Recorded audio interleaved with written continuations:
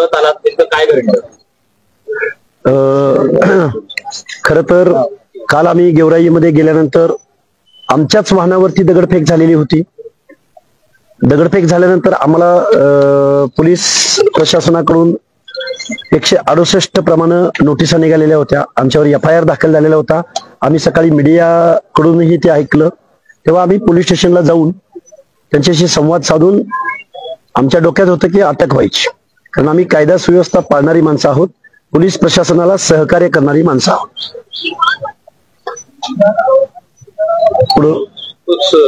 तुम्ही काही सुप्रीम कोर्टात हायकोर्टाचे जजमेंट सोबत आणलेले त्या संदर्भात एक पुस्तक आणलेलं आहे. साधारणपणे 4 जजमेंट दाखवले, तर ते काय आहेत जजमेंट, कुठले कुठले त्याच्याबद्दल थोडं हे बघा.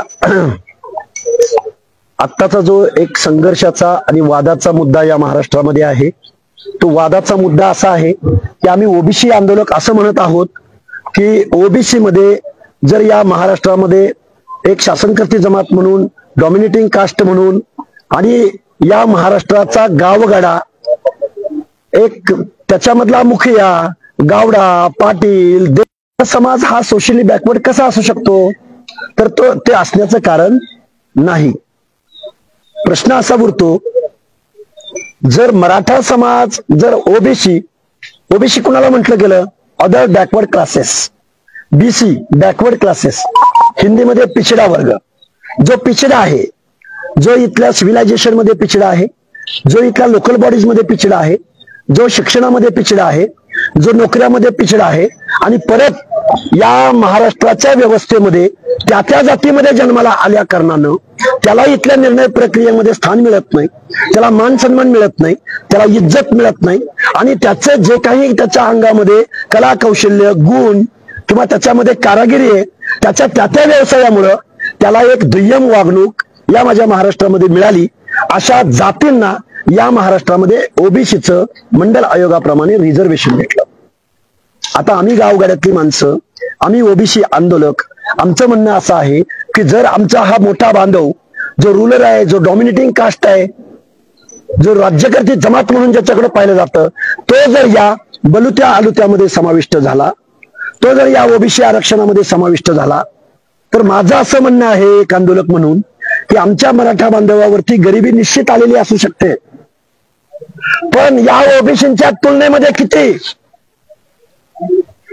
जर ओबीसींना हे ओबीसीचं reservation, those are socially backward, ज्यांच्या बाबतीमध्ये सोशल डिस्क्रिमिनेशन झालं, ज्यांचं लिटरेचर या महाराष्ट्राच्या भूमीमध्ये दुय्यम दर्जाचं आहे, ज्यांची हिस्ट्री या महाराष्ट्राच्या व्यवस्थेमध्ये, ज्यांची हिस्ट्री कारू नारू, बलुता आलुता, भटके विमुक्त जाती जमाती, विजयंती अ प्रवर्गातले विमुक्त जाती, विजयंती ब प्रवर्गातली भिक्षकरी जमात, विजयंती C प्रवर्गातला मेंढपाळ बांधव, विजयंती D प्रवर्गातला वंजारी, हे यांचं जे प्रोबेशन आहे, यांचं जे सोशल डिस्क्रिमिनेशन आहे, या सगळ्या सोशल डिस्क्रिमिनेशन मध्ये माझा मराठा बांधव कोणतं डिस्क्रिमिनेशन फॉलो करतो हे इथल्या समाजशास्त्रज्ञांनी, अभ्यासकांनी, साहित्यिकांनी स्टेट बॅकवर्ड कमिशनला सांगावं,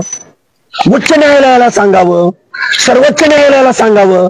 आणि हे सांगून झालं, गायकवाड आयोगानं हे सांगितलं, त्यावरती सर्वोच्च न्यायालयानं 650 पानाचं जजमेंट दिलं.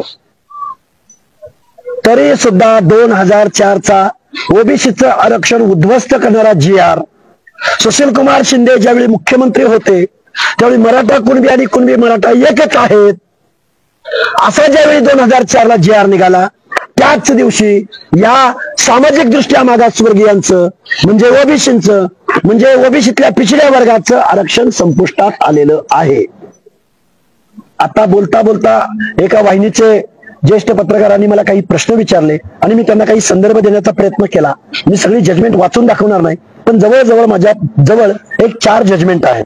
त्यामधलं एक अशोक कुमार ठाकूर विरुद्ध भारत सरकार, मराठा ओबीसीकरण सर्वोच्च न्यायालयानं अमान्य केलेला आहे.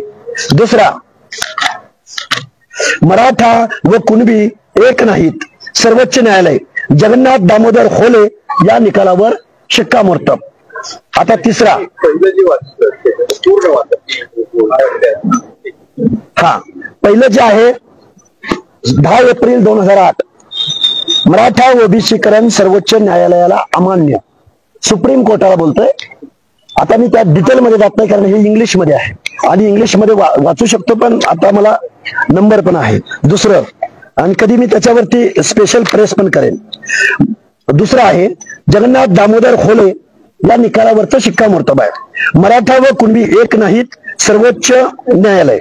आता तिसरं, मुंबई उच्च न्यायालय, मराठा व कुणबी एकच आहेत असं मानणे हा सामाजिक मूर्खपणा होय. आता त्यानंतर आणखीन एक, मराठा व कुणबी या 2 वेगळ्या जाती आहेत, मुंबई उच्च न्यायालय. हे ह्याच्यावरती जर बोलायचं म्हणलं तर याच्यावरती एक स्पेशल प्रेस होऊ शकते.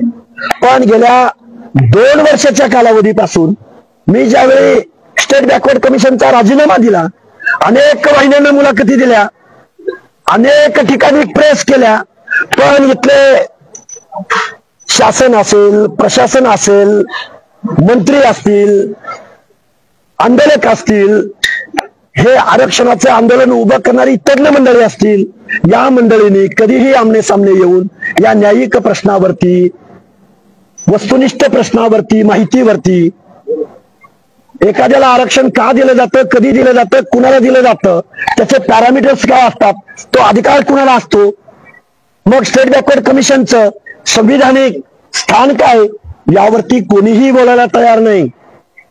आंदोलक बोलतात. सर्वोच्च न्यायालयानं 650 पानाचं जजमेंट दिलं गायकवाड आयोगाच्या निर्णयाच्या विरोधामध्ये, त्याचा कोणीही अभ्यास करायला तयार नाही. बीड पोलिसांनी तुम्हाला आधी सूचना दिलेली होती, तिथे येऊ नका, तरी तुम्ही त्या सूचनेचं, त्या नोटीसचं उल्लंघन केला, तिथं आला, म्हणून गोंधळ झाला, जमाव तुमच्यामुळे उत्तेजित झाला, म्हणून तुमच्यावर गुन्हे दाखल केले आणि त्या पद्धतीचा फुटेज आहे, त्याची छाननी आहे, तपासणी आहे, ते करणं सुरू आहे. चौकशी. तुमचा जो प्रश्न आहे या प्रश्नाचं उत्तर असं आहे, गेवराई शहरामध्ये प्रवेश केल्यानंतर तुम्ही आम्हाला नोटीस देता 5 मिनिटात, त्या स्पॉटला गेल्यावर तुम्ही आम्हाला नोटीस देताय. मी आव्हान कधी केलं होतं? सकाळच माझी पोस्ट आहे, सकाळचं आव्हान केल्यानंतर गेवराई शहरामध्ये आल्यानंतर तुम्ही मला नोटीस देता. या प्रश्नाचं उत्तर तुम्ही त्यांना विचारू शकता. उद्याचं कसं आहे? उद्याचं नियोजन आम्ही या महाराष्ट्रामध्ये ओबीसीची संघर्ष यात्रा करणार आहोत.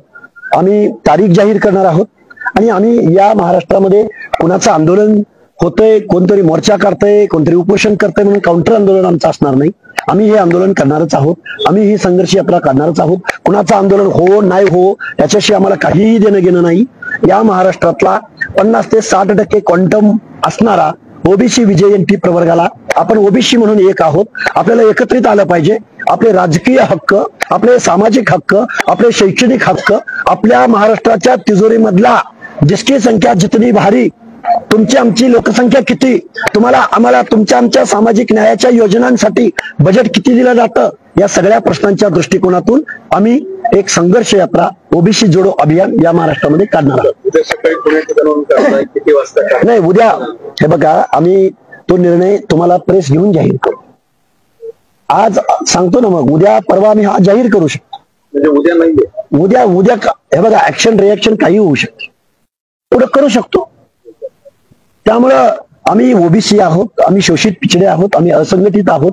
आमचा क्राऊड रस्त्यावरती हजारो लाखोच्या संख्येने जरी नाही दिसला तरी आमचं म्हणणं मानण्याचा अधिकार आम्हाला संविधानानं लोकशाही. गेवराईचं जे तुमचं बंद होतं की मतं घ्यायची इकडून आली तरी एकासाठी बॅनर लावायचं, पण आता एक प्रश्न उपस्थित व्हायला लागला की तुम्ही तुला विशिष्ट एका विचारधारेच्या मतदान करा असं निवडणुकीत आवाहन केलं होतं. हो, मग मतदान करा म्हणजे जरंगींना समर्थन देण्यासंदर्भात बॅनर लावून होता, तुमची भूमिका आहे की तुम्ही. हे बघा, माझं म्हणणं काय आहे, आंदोलकांनी, कॉमन मॅननं, नागरिकांनं बॅनर लावणं त्याच्यावरती आमचं ऑब्जेक्शन असायचं कारण नाही. पण संविधानिक पदावरती जो 2-3 लाख मतदारांचं केअरटेकर म्हणून ज्या विधी सदस्यावरती जबाबदारी असते त्यांनी तशी शपथ घेतलेली असते. त्या माणसांनी किमान पहिल्यांदा ओबीसी बांधवांना आश्वस्त करायला हवं. तुमची भूमिका अशी आहे ना की ओबीसीने त्यांना मतं दिली, त्यांनी पण ओबीसीसाठी बोललं पाहिजे. का बोलत नाहीत, ते का येत नाहीत बाहेर, असं तुला वाटतं? हे बघा, आम्ही दुसऱ्याचं कुणाचं आरक्षण मागत नाही. आम्ही आमचं आरक्षण प्रोटेक्ट झालं पाहिजे ही अशी आमची मागणी आहे. आम्ही हिसकावून घेतो, आम्ही उरावर बसून घेतो, का देत नाही? आम्ही एससीबीसी आरक्षणाला विरोध केलाय का? आम्ही ईडब्ल्यूएस आरक्षणाला विरोध केलाय का? आणि समजा उद्या सर्वोच्च न्यायालयाचा एखादा निर्णय आला तर त्याला आम्ही विरोध करू शकतो का? आणि केला तर तो आमचा ग्राह्य धरला जाणार आहे का? तुम्ही म्हणताय की ते दुसऱ्याचं आरक्षण मागता, जरांगे पाटील असं म्हणतात की महाराष्ट्रातले सर्व ऑलरेडी ओबीसी आरक्षणामध्ये गेलेले आहेत, फक्त थोडेच बाकी राहिलेले आहेत ते मराठवाड्यातले आहेत, त्यांना का विरोध करा? हा गैरसमज असल्यामुळे भडकावलं जात आहे. अहो साहेब, काय असतं आरक्षण म्हणजे? आरक्षण म्हणजे काय असतं? आरक्षणचा अर्थ काय? सगळेच आरक्षणाच्या पारड्यात टाकायचे?